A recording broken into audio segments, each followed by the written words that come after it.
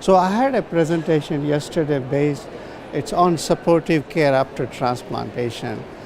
Supportive care is generally, I would not use the word ignored, but less attended or less attracted session in the transplantation so far. It's getting more attraction nowadays.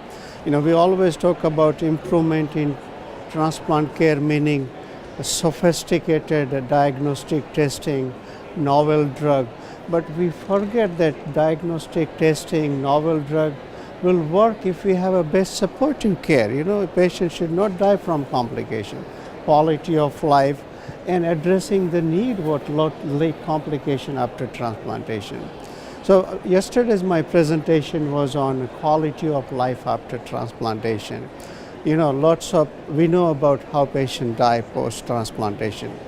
Causes of death, long-term survivors beyond 5 years, most common cause, second malignancy, second most common cause, infection even after 5 years post-transplant, cardiovascular complication, pulmonary complication. But we don't have much literature on how they live beyond 2 years, beyond 5 years, beyond 10 years post-transplantation.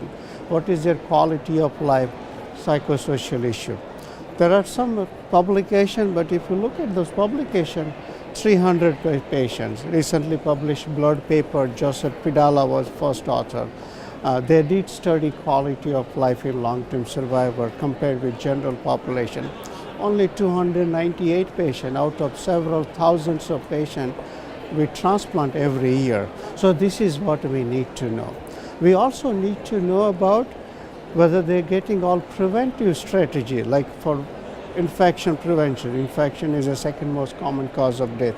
Regular vaccination, In our program, Vanderbilt University Medical Center, vaccination compliance was like 50% in the range, 40 to 50%, 5-6 years ago.